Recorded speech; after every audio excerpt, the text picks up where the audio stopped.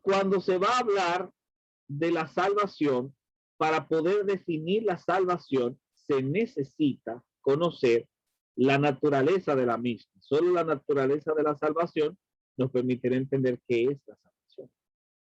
En base a eso, la naturaleza de la salvación se define por tres pilares o tres aspectos sobre los cuales se sostiene: la regeneración, la justificación y la santificación. La regeneración es lo que la Biblia llama nuevo nacimiento. Es la imagen doméstica cuando se nos hace hijos de Dios, el nuevo nacimiento. En la regeneración, Dios trabaja como padre. El padre trabaja salvando a los que estaban perdidos y haciéndolos sus hijos. Eso es la regeneración.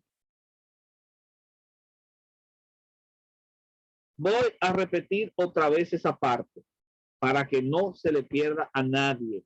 ¿Ok? Para que no se le pierda a nadie. La regeneración es el acto en el que Dios te adopta como hijo. Es la cara doméstica de la salvación, en la que Dios trabaja como padre. Es lo que la Biblia llama nuevo nacimiento. Nacer de nuevo es parte del proceso de salvación.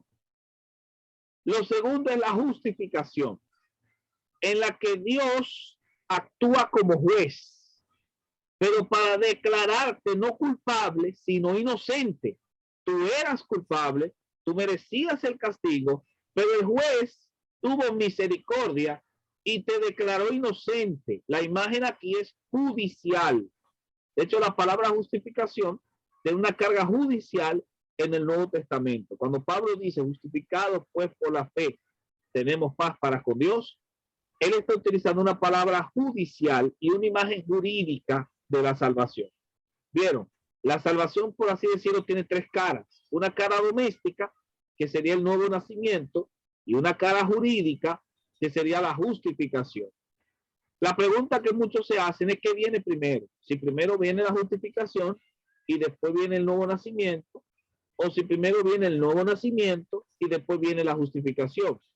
Primero Dios te declara inocente y luego te adopta, o Dios te adopta y después te declara inocente. La respuesta a esa pregunta tiene que ver con el ordo salutis, el orden de salvación. Si primero viene esto, la regeneración, o si primero viene la justificación, o si es lo contrario. La buena noticia es que la Biblia nos da una respuesta a eso, pero de ello vamos a verlo en la próxima clase. Mientras tanto, vamos a conformarnos con saber que de las tres caras de la salvación, hay una que es la regeneración o nuevo nacimiento. Está la justificación, en la que Dios te declara inocente. Y en la última cara es la cara de la santificación, donde la imagen aquí es la del templo. Y en la que Dios no solamente te adopta y te declara inocente, sino que te hace santo, te santifica. En la regeneración Dios actúa como padre.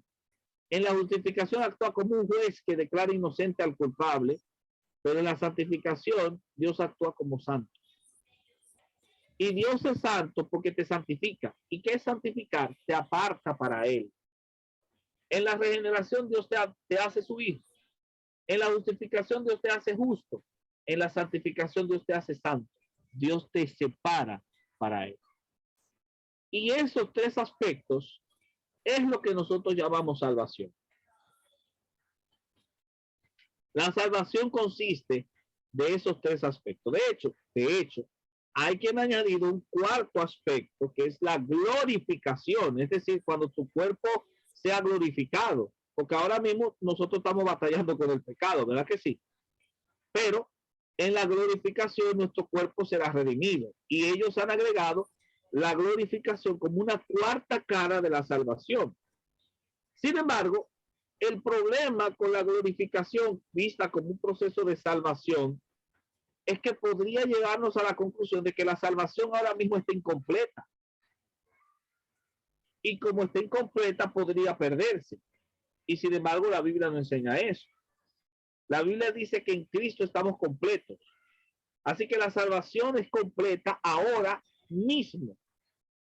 Sin embargo, la glorificación debe verse como un proceso final del estado de redención total del individuo, no de su alma, sino de su cuerpo óntico, de toda la ontología del individuo como tal.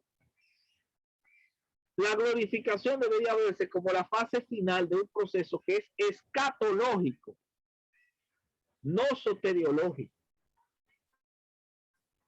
Y viéndolo desde esa perspectiva, entonces sería otra cosa la glorificación. Ahora, si asumimos que la glorificación es una cara más de la salvación, podríamos, si asumimos esa idea, poder llegar a la conclusión de que la salvación también es un proceso atemporal. ¿Por qué? Porque en la salvación actúan los tres tiempos, pasado, presente y futuro. Por ejemplo, la regeneración y la justificación ocurrieron en el pasado. Representan la dimensión pasada de la salvación. La santificación es presente, porque usted todos los días se está santificando. Pero la glorificación es el aspecto futuro de la salvación, porque todavía no hemos sido glorificados. Eso es, si asumimos la glorificación como un rostro más de la salvación. ¿Alguna pregunta que me quieran hacer? ¿O comentario?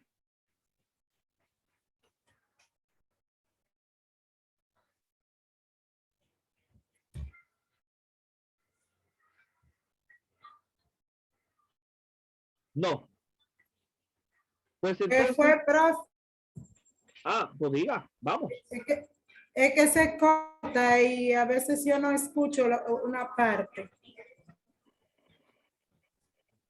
¿Qué no escuchó?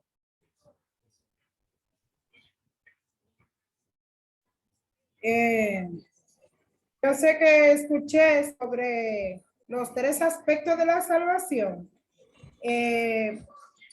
De la justificación, la regeneración y la santificación. Yo escuché eso bien. Y escuché en cuanto a la justificación que realmente nosotros teníamos cómo justificarnos, no merecíamos. Dios nos hace justo, ¿verdad? Dios en su obra salvadora, Él nos actúa como juez y nos hace justo. O sea, no es para condenarnos, sino para, ¿verdad? Para liberarnos, diríamos. Entonces, escuché de la regeneración que Dios actúa como Padre y que nos hace hijo a nosotros. Y de la santificación escuché que Dios actúa como santo y nos santifica. Pero lo que no escuché, la parte como de la glorificación. Ok, repito. La glorificación se ha visto como una cuarta cara de la salvación. La cara futura, en la que nuestros cuerpos serán glorificados y seremos libres del pecado que nos asedia. Sin embargo, verla como una cara de la salvación es suponer que la salvación no está completada. Y si no está completada ahora mismo, se podría perder. Pero claro que no. La salvación es un proceso completo en Cristo. En Cristo somos nueva criatura. Ya no vivo yo, mas vive Cristo en mí. Y todo lo que vivo, lo vivo en la fe del Hijo de Dios que se entregó y murió por mí. Esa concepción que Pablo presenta en Gálatas 2:20 es importante porque nos enseña que la salvación es un acto completo. Así que la glorificación no sería un rostro de la salvación, sería más bien otra cosa. Muchos entienden que la glorificación no tiene carga soteriológica, sino carga escatológica, pero que está conectada o vinculada con la soteriología porque incluye la redención de algo, en este caso la redención del cuerpo. Pero ¿qué pasa? Que la salvación en este caso, la salvación a la que apelamos cuando hablamos de justificación, regeneración y santificación no es la del cuerpo, es la del alma, es la del hombre interno, porque el cuerpo se va desgastando, el hombre interno se va renovando. Así que el objetivo aquí es una salvación que tiene que ver con el ámbito trascendente del individuo. Claro está que el cuerpo como parte extensiva del individuo es importante y Dios lo toma en cuenta en su economía y por ende habrá una redención del cuerpo. Pero esta redención del cuerpo debe diferenciarse de la redención del alma, no sea que caigamos en la concepción de que la glorificación sería la fase final del proceso salvífico, y si es así, el proceso salvífico no ha terminado. Está en pleno proceso continuo y podría haberse interrumpido, y eso no es así. De hecho, la salvación debe verse de una manera distinta a lo procesual. Es un acto. Y ese acto de Dios salvando es un acto que ocurre en el tiempo y el espacio y que ocurre de forma instantánea. ¿Se entiende eso? Así que desde esa perspectiva, el acto salvífico del individuo como tal es un acto que ocurre de forma instantánea. Ahora, la glorificación sería un acto escatológico final que corona el proceso de salvación que ya fue realizado. Es como la cereza en el batido. Entonces, diríamos que la glorificación es como la culminación, o sea, el completivo, el total de la salvación. Sí, sería como... Viéndolo desde el punto de vista... Sería como el agregado final, la consecuencia lógica de la salvación del individuo. Sí, pero como usted decía, yo sí creo que hay una conexión en cuanto a la soterología, porque cuando vemos en la resurrección de Cristo, en la que nosotros creemos, es la glorificación.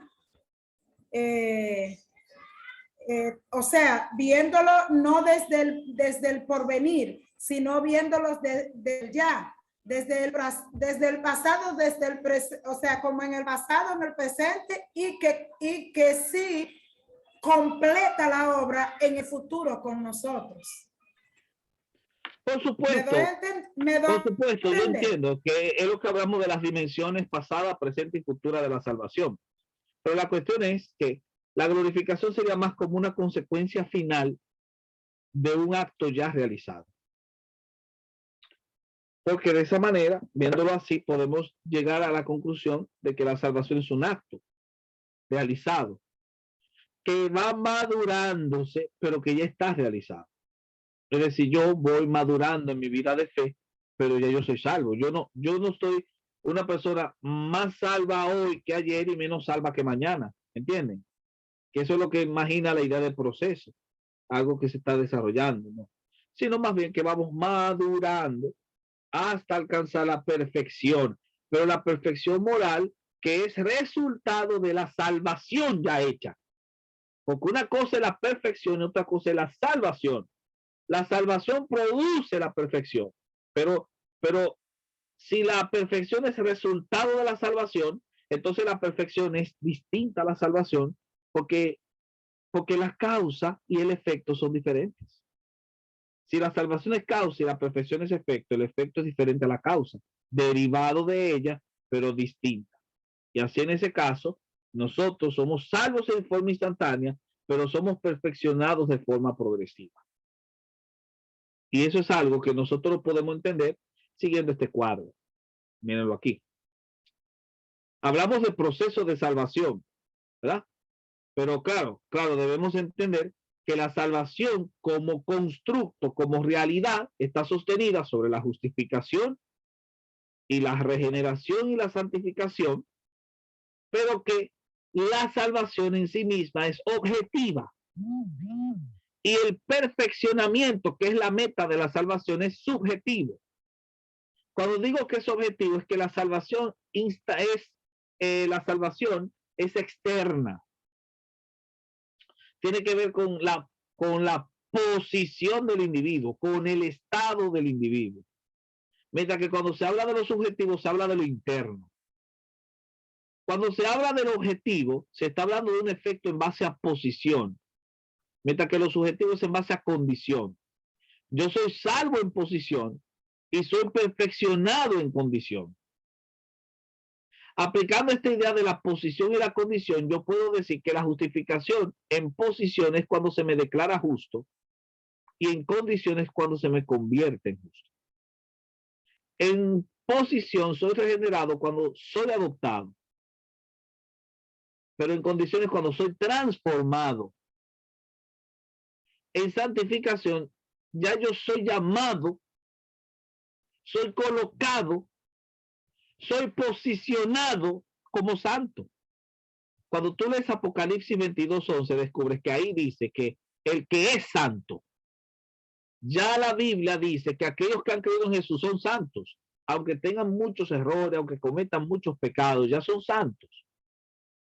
Pero en condición, nosotros somos hechos santos. Y Apocalipsis 22:11 dice, el que es santo, santifíquese todavía, dando a entender que en la santificación hay un proceso y hay un estado. Hay una posición y hay una condición. Como es una posición, el tiempo en que se da es instantánea. Dios instantáneamente te declara justo. Dios instantáneamente te adopta como hijo. Dios de forma instantánea te llama santo. Pero de forma progresiva, la perfección se va a dar con el paso del tiempo a medida que vamos madurando. Dios me convierte en justo, me transforma en hijo y me hace santo progresivamente. Es decir, progresivamente yo soy siendo santificado. Quien inmediatamente me hace justo, hijo de Dios y santo es la fe en Cristo, ¿verdad? Justificado por la fe. La fe en Cristo es lo que hace que yo sea declarado justo, adoptado como hijo y llamado santo. Pero el Espíritu Santo es el que actúa internamente para ir haciendo que yo me vaya pareciendo más a lo que fui declarado. Es decir, ya Dios me colocó en una posición de hijo de Dios, pero a medida que pasa el tiempo, el Espíritu Santo va haciendo que yo vaya madurando para que cada día yo me comporte más como un hijo de Dios.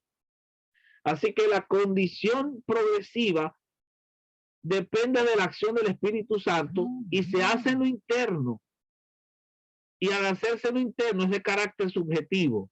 Es una cuestión de condición. Pero esto que está aquí no es la salvación. ¿Entienden eso? Esta columna de la derecha no es la salvación, es la perfección. La salvación es la columna de la izquierda, dando a entender que la salvación es instantánea, es una cuestión de posición, es una cuestión de fe, no de obras. Es una cuestión en la que Dios instantáneamente te declara justo, te hace su hijo y te llama santo. Eso es la salvación. La perfección es la columna de la derecha, en la que todos los días progresivamente el Señor te va perfeccionando. Y tú te vas comportando como una persona justa, como un hijo de Dios y como una persona santa. El que es santo, eso es la posición, santifíquese todavía. Esa es la condición. O como dice en Filipenses 3:12 o en Efesios 1:4, que se habla de esa idea de progreso en la perfección. Dios perfeccionará la buena obra que inició en vosotros. Ya Dios inició la buena obra, ahora la va a perfeccionar hasta el día de Jesucristo. Y ese sería, señores, la imaginería que nosotros podríamos tener del proceso salvífico. ¿Alguna duda?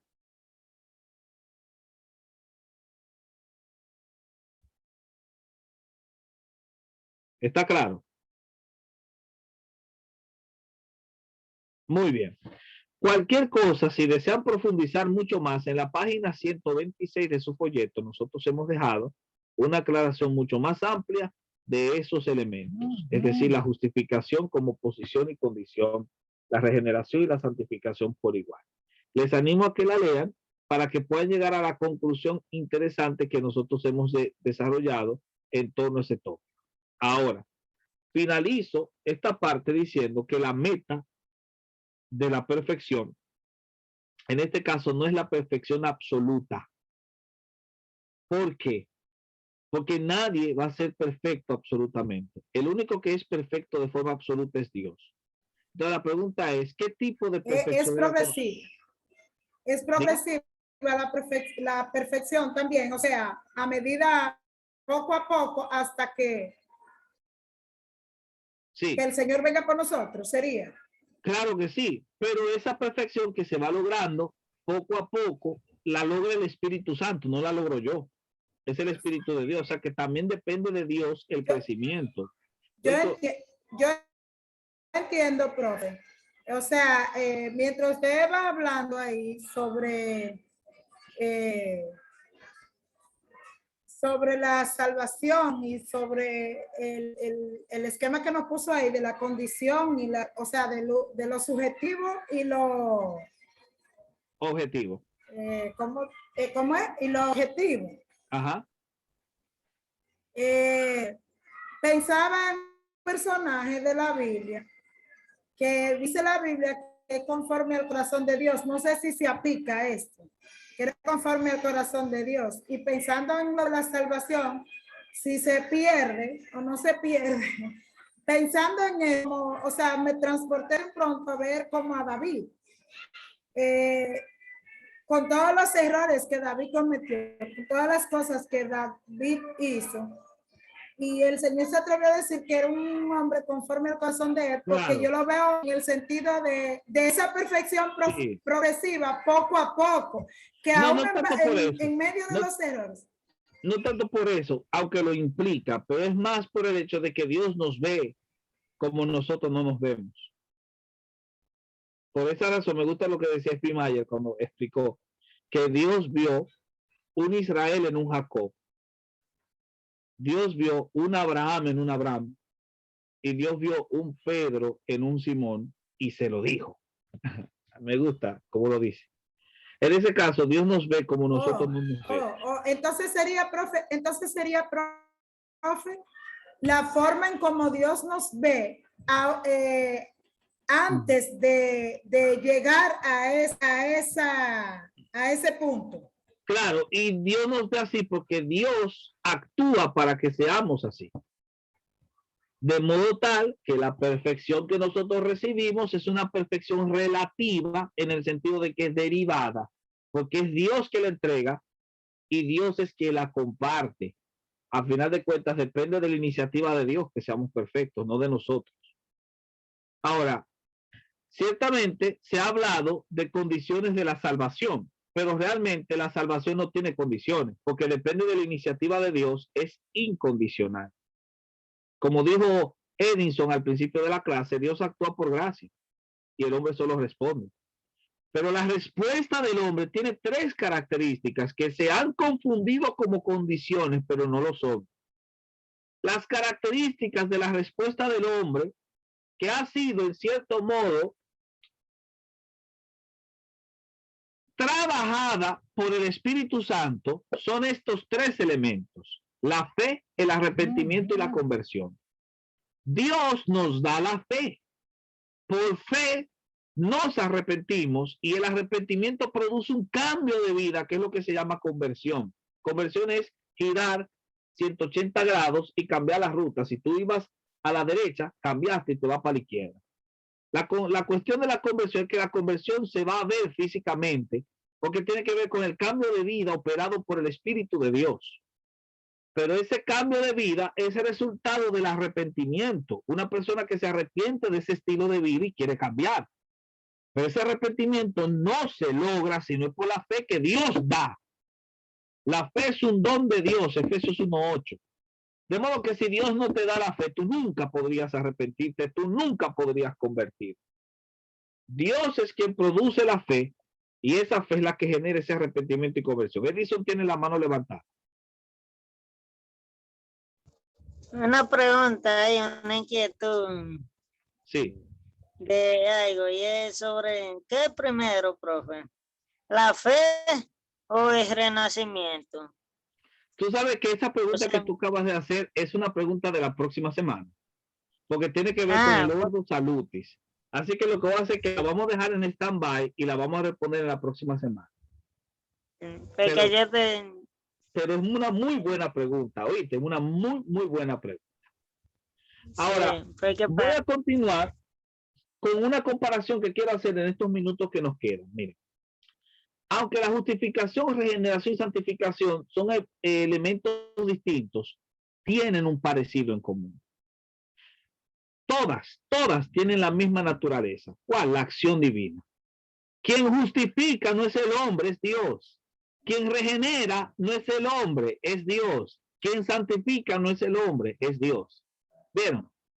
Comparten la misma naturaleza. Comparten la misma necesidad.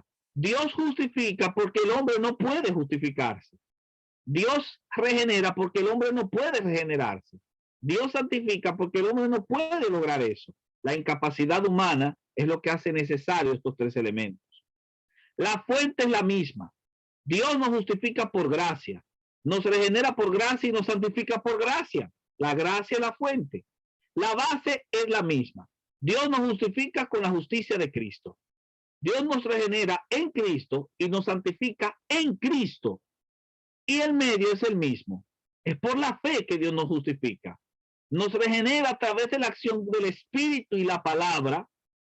Y el medio por el cual el Espíritu y la palabra actúa es la fe. Así que somos también regenerados por la fe y santificados por la fe. Esa sería una comparación en este pequeño minuto que nos queda. Voy a crear otro link porque se nos está acabando el tiempo. Así que conéctense por favor de inmediato